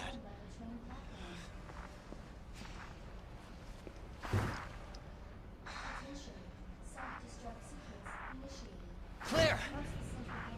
Here's this worthless cutscene. You're down here too! Yeah, but the whole place is coming down. Listen to me. You need to get out. Fast. Yeah. There's a way out. Yeah, stating the obvious, Leon. We can make it. It's a self-destruct. It's a self-destruct sequence. You really need to state that. Claire, are you still there? Leon? Hey, Leon, you're breaking up. Forget about me. Just get out of here. Yeah, Leon also says that a lot. Like, forget about me. Just take care of yourself. and the like. But the reviewer said that's not an act of being selfless. Just saying that is not the same as being selfless through your actions. Like Leon in Resident Evil 2 OG would not just simply say, take care of yourself, or just get out of here, don't worry about me. He would actually express his selfless nature through his actions. But this Leon in the Remilk does not do that, which was a very interesting perspective to bring. Is this a fucking joke?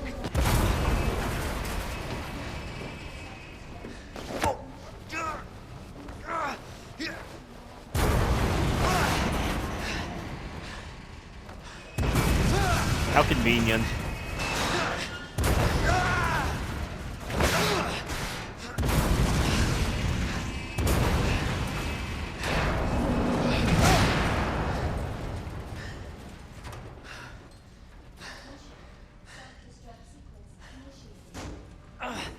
Gotta keep going. I remember the nickname people gave this version of Leon, Babyface Leon. A lot of people called him that.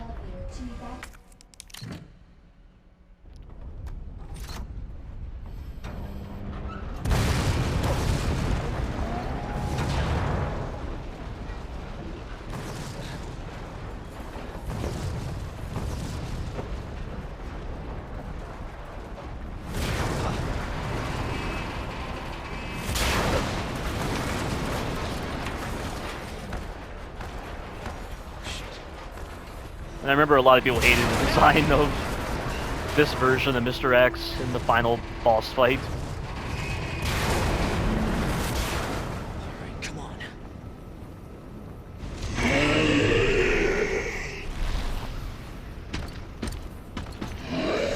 Whoa!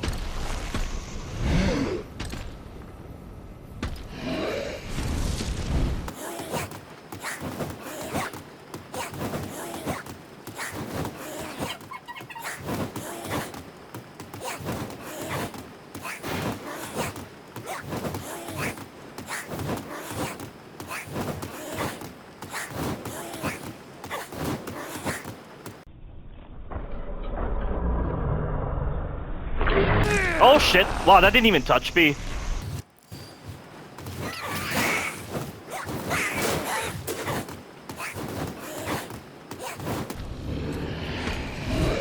Whoa.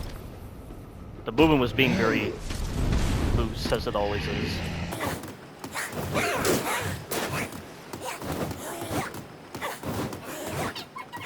Does damage actually speed this fight up?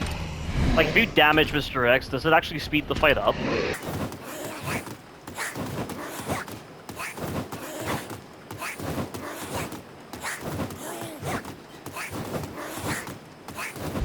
How is it not dropped yet? How long does this fight take exactly? It really isn't clear.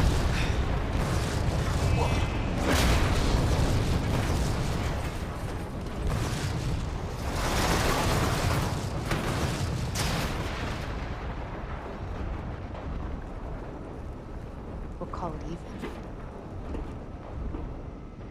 Where did this thing come from? Whoa! Until detonation.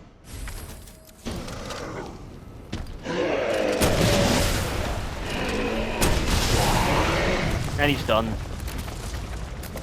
I don't understand why it takes 2 rockets to take this guy down.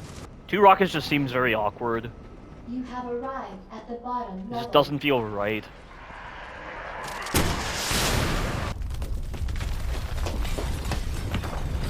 Shit! Gotta get out of here.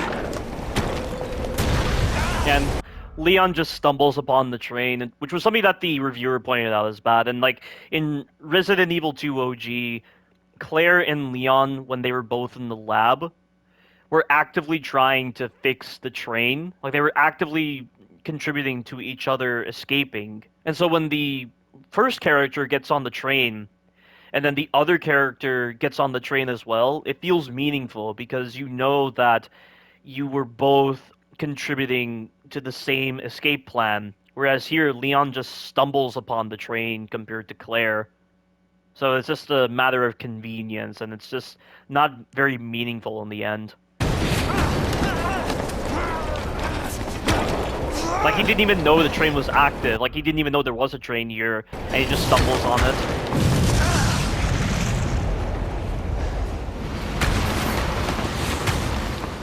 Like, why couldn't Claire talk about the train briefly during that little interaction with each other while the self-destruct sequence was happening? That would have made more sense than whatever the hell they were talking about.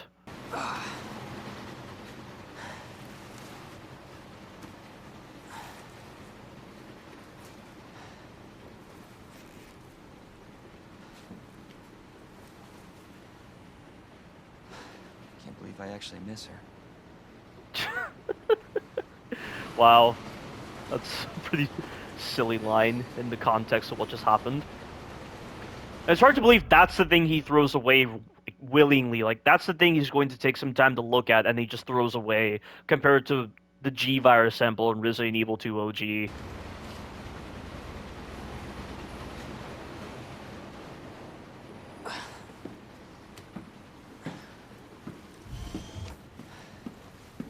Leon? Hey. We made it. Just like I said we would. So dumb. That is really dumb. I can definitely agree that Leon 1 is pretty bad. Just like Claire 1. At least Claire knife's better than Leon, that's for sure. But yeah, the story is just non-existent. Leon is done very poorly in this game. Ada's done very poorly. Annette is done poorly. William is done poorly.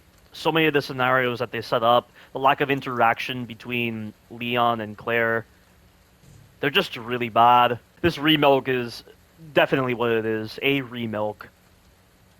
I said it before during the time of Resident Evil 2 Remilk, but it really does feel like a cash grab because of how stripped down this is compared to the original Resident Evil 2.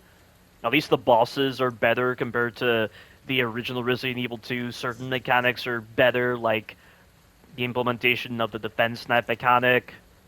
Some improvements with the general gameplay, but it's still very hollow in the end.